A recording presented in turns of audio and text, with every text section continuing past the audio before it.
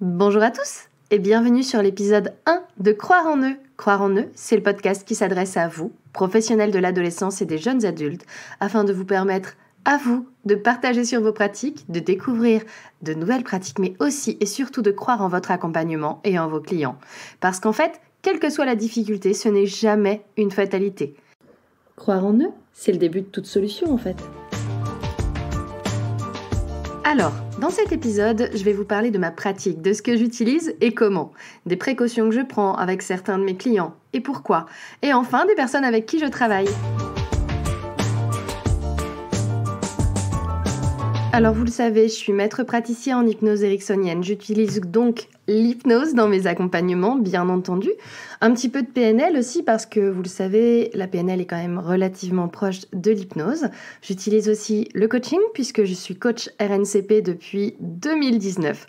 J'utilise également parfois le rythmo puisque j'en ai eu une initiation en formation d'hypnose qui était très intéressante.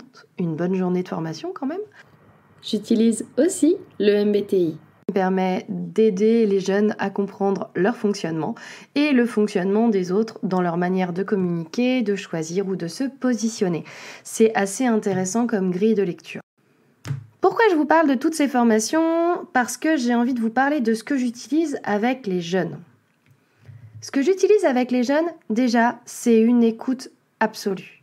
Parce qu'il ne s'agit pas d'accompagner les jeunes en fonction de la manière dont on aurait aimé nous être accompagnés ou en fonction d'un biais qui correspond à nous-mêmes. C'est très très important, que ce soit pour les jeunes qu'on accompagne ou pour les moins jeunes qu'on accompagne, d'être le plus neutre possible dans notre manière d'écouter et d'accueillir. À l'Arche, on parle beaucoup de position basse dans l'accueil des jeunes. Et j'avoue qu'en pratique, on est sur une position qui est un petit peu plus variable en fonction du besoin, du fait de mettre le cadre, etc., etc. Mais c'est intéressant de se questionner sur le comment je me positionne, à quel moment et pourquoi. Est-ce que c'est conscient, est-ce que ça l'est pas ? En tout cas, en tant qu'accompagnant, toujours se poser la question de comment je me positionne. En tout cas, ce que je sais, c'est que quand j'accompagne un jeune, je me positionne toujours dans la position de quelqu'un qui ne sait rien. Je ne sais pas de quoi il me parle, je ne l'ai jamais vécu et même si je commence à penser le comprendre, en réalité, je ne comprends rien puisque je suis simplement en écoute qu'il vit. Je ne sais rien et je m'adapte à lui sans jugement en essayant d'être le plus discrète possible dans mes croyances à moi, de manière à pouvoir l'accueillir en entier tel qu'il est en fait. Simplement. Les ados, les jeunes, ont toujours tendance à être accueillis par les professionnels de santé ou les accompagnants comme étant des non-sachants en fait. Et on leur dit mais il faut faire comme ça, mais fais comme ça, mais fais comme ça. Vous le savez, 9 conseils sur 10 ne sont pas écoutés. Alors si on les accompagne en leur disant ce qu'il faut qu'ils fassent, ça ne marchera pas. Vous comme moi, vous le savez. Alors effectivement, ma manière de les accompagner, elle commence par une écoute absolue. Mais j'ai quand même oublié de vous parler d'un petit truc qui est important, dont on va parler dans le prochain podcast en interview, qui est les parents. Alors effectivement, on parle d'une tranche d'âge entre 15 et 25 ans. Qui dit entre 15 et 25 ans, dit entre 15 et 18, voire 15-20, très clairement, où on est sur des jeunes qui vivent encore chez papa-maman. Et si ces jeunes vivent encore chez papa-maman, très clairement, on est sur des jeunes qui vivent dans un environnement particulier qu'ils ne maîtrisent pas en intégralité. Et quand c'est le cas, je demande à voir les parents. En tout cas, quand ils ont moins de 18 ans, clairement. Pourquoi ce rendez-vous avec les parents est important ? Ce rendez-vous est essentiel pour moi avec les parents. Je vous en parlerai un peu plus précisément dans le détail lors d'un épisode de podcast en lui-même le mois prochain.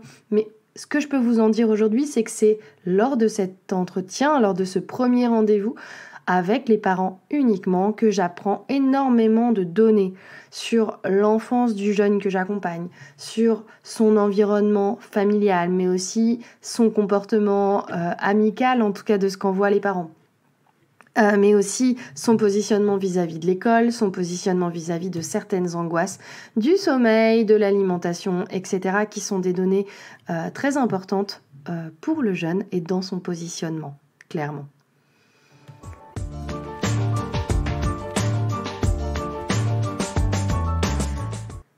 Donc on a parlé de la manière dont on écoute un jeune déjà, mais on a aussi parlé de la manière dont j'accueille les parents quand c'est eux qui me l'amènent. Ce que j'ai envie de vous dire aussi, c'est toutes les précautions que je prends avec les jeunes, mais comme avec n'importe quel client qui pourrait se présenter au cabinet, c'est de vérifier l'implication de mon client dans sa demande.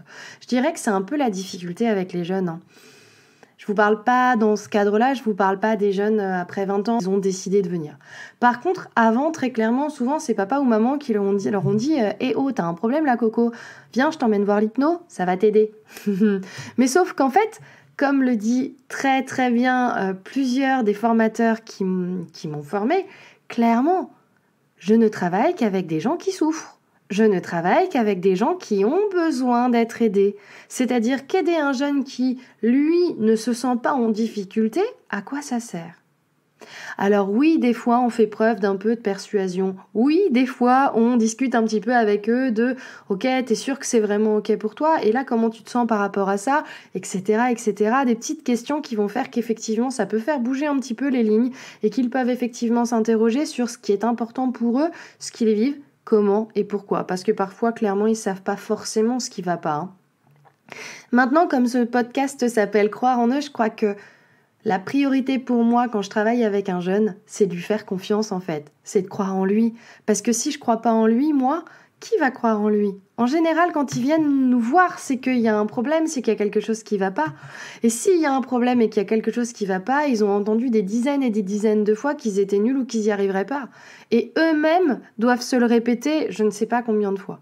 Donc, mon job à moi, c'est de leur faire confiance et de leur montrer.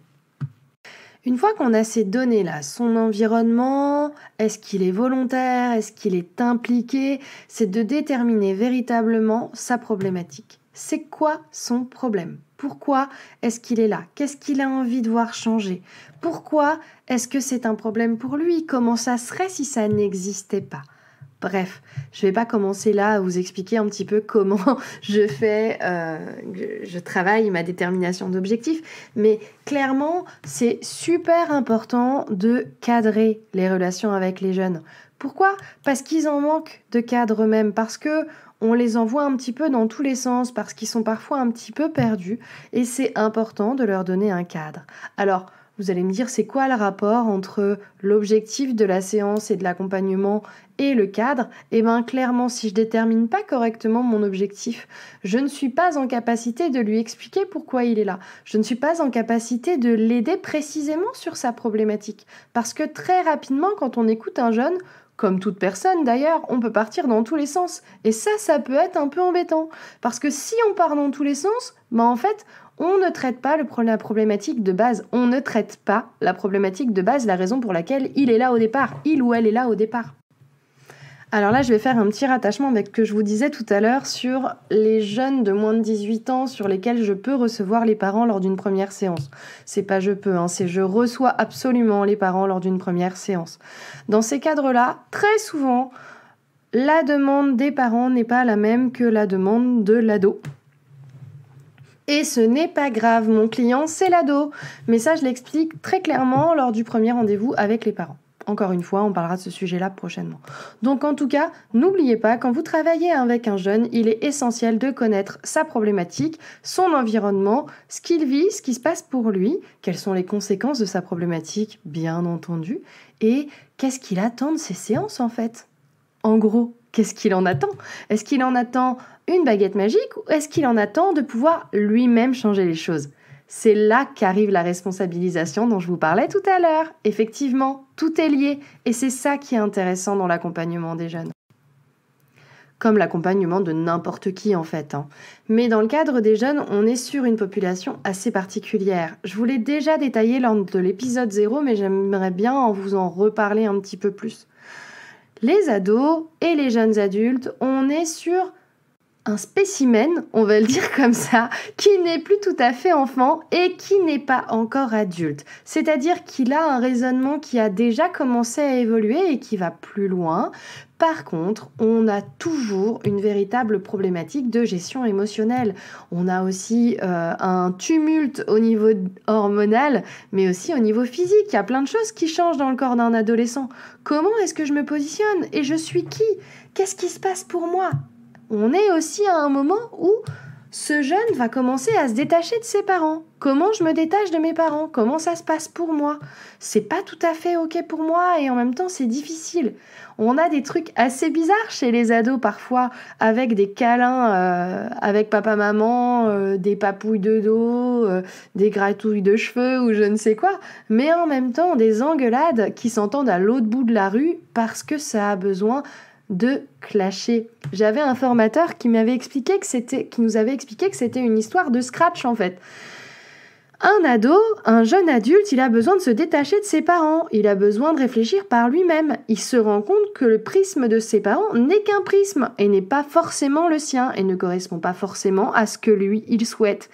Cela peut générer une espèce de fragilité parce qu'en réalité, m'écarter de ce que pensent mes parents tout en même temps gardant ma propre identité, une identité que je ne connais pas bien, que je suis encore en train de chercher avec beaucoup de pathologies qui sont passantes à ce moment-là, de difficultés qui sont passantes à ce moment-là et qui me questionnent sur le comment je suis, comment je me positionne, est-ce que je suis tout à fait normale ? Et en plus de ça, on se retrouve face à un regard de l'autre qui est omniprésent, omnipotent, que ce soit dans la cour des cours, que ce soit en études supérieures, que ce soit avec mes amis, avec ma famille, mais que ce soit aussi avec les réseaux sociaux. Qu'est-ce qu'on va penser de moi en fait à ce moment-là ?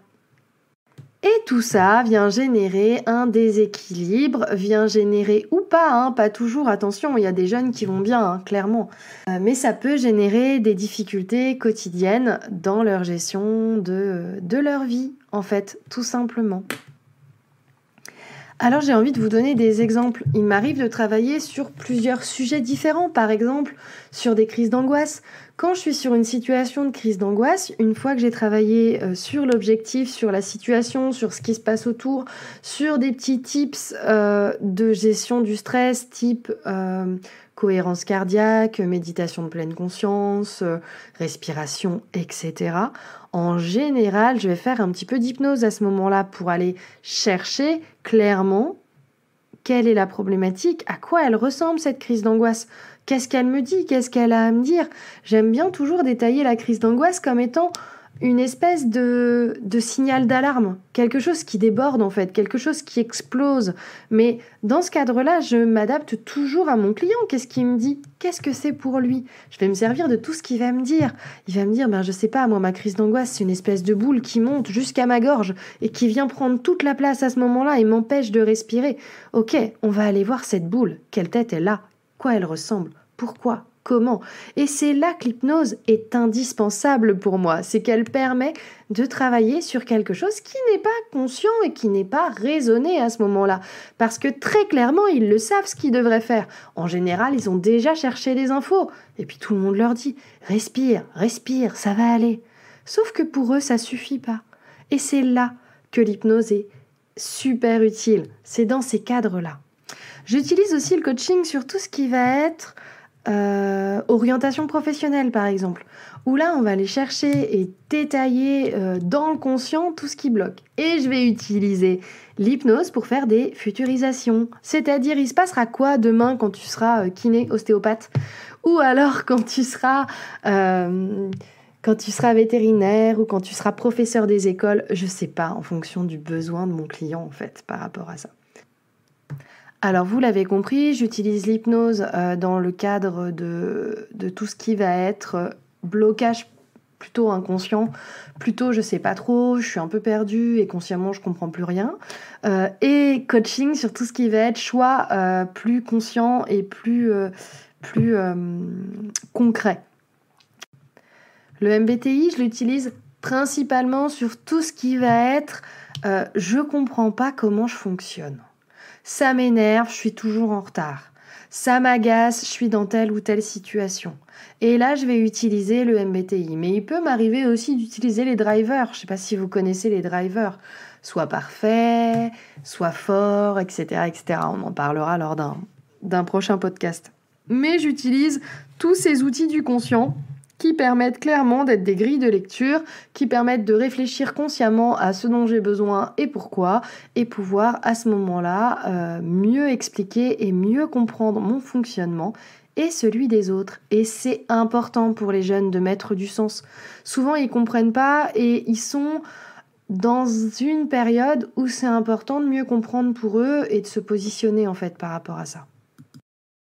Mais j'ai envie de vous parler de certaines situations qui peuvent vous être difficiles et douloureuses. Il y a pour chacun d'entre nous, parce que nous sommes tous des accompagnants, et quand on est des accompagnants, il y a des choses qui nous sont douloureuses. Parce qu'on est des humains, nous aussi. Et il y a des choses qui nous renvoient. Il y a des situations qui peuvent nous renvoyer des choses difficiles pour nous et c'est super important de savoir l'écouter. C'est-à-dire qu'il est important de savoir déléguer et parfois de savoir dire stop dans certains accompagnements. Ça a pu m'arriver dans certains cadres avec des traumas qui parfois me semblaient trop importants pour pouvoir être uniquement gérés avec l'hypnose et le coaching. Si sur des situations qui étaient familialement dangereuses, où il y avait nécessité d'avoir une vigilance accrue là-dessus. Et dans ce cadre-là, je travaille avec plusieurs pédiatres, avec des psychologues, avec un psychiatre, dans le coin autour de chez moi. Je crois qu'en tant qu'accompagnant, c'est important de savoir déléguer, c'est important de savoir s'entourer correctement, c'est important de travailler avec des personnes en qui vous avez confiance, que vous connaissez un petit peu ou pas, mais que vous connaissez en tout cas de réputation, parce que savoir à qui déléguer en cas de difficulté, c'est essentiel en fait. Remettre un client dans la nature, entre guillemets, quand vous êtes inquiet pour lui pour des raisons diverses et variées. Moi, j'ai souvenir d'une jeune que j'ai accompagnée pour laquelle j'étais très inquiète par rapport à sa relation familiale. Et j'ai eu la chance à ce moment-là que cette jeune fille m'ait été envoyée par une pédiatre. Ce qui fait qu'on a pu, avec la pédiatre, mettre des choses en place pour la protéger et pour qu'elle soit plus sécure en fait, tout simplement. Voilà, c'est important pour moi de vous dire qu'il peut y avoir des moments où on se sent dépassé, où c'est plus ok pour nous et c'est super important de s'écouter dans ce cadre-là parce que très clairement, un ado, un jeune, comme un client adulte, comme un client enfant, clairement, c'est important qu'il puisse se sentir en sécurité et c'est important pour nous que nous-mêmes nous soyons en sécurité dans nos séances et cette sécurité elle arrive parce qu'on est dans notre zone de savoir même si on n'est pas toujours dans un savoir-faire absolu, on est en tout cas dans une situation où on est à l'aise et où c'est ok pour nous. C'est important. C'est très très important de savoir s'écouter soi-même dans nos accompagnements avec les jeunes, autant qu'avec les autres, mais avec les jeunes. Pourquoi ? Parce que eux-mêmes ont déjà tellement l'habitude de mettre un masque que si nous-mêmes on met un masque, ils s'en rendront compte très rapidement. Et c'est là qu'est la clé, je crois. Être soi-même, être aligné avec soi-même pour savoir comment les accompagner. Alors je crois qu'on a fait le tour un petit peu de tout ce dont je voulais vous parler dans cet épisode. J'espère que c'est clair pour vous. C'est un épisode que j'ai fait de manière un peu plus freestyle. Du coup, avec mon esprit qui part un petit peu dans tous les sens, c'est parfois un peu le chantier. J'espère que vous vous y retrouverez.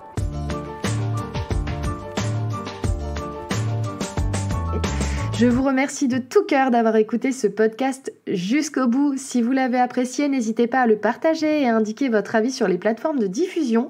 Vous nous retrouverez sur les réseaux sociaux, Facebook, Instagram, Croire en eux, le podcast, mais aussi sur le groupe Facebook privé Croire en eux, le groupe où vous pourrez partager sur les difficultés rencontrées, recueillir des avis, des entraides bienveillantes et accueillantes. On se retrouve très vite pour un nouvel épisode. Ce sera une interview où on parlera parentalité. C'est aussi très important. Je vous dis à très bientôt. Je vous souhaite une très belle journée. Prenez soin de vous.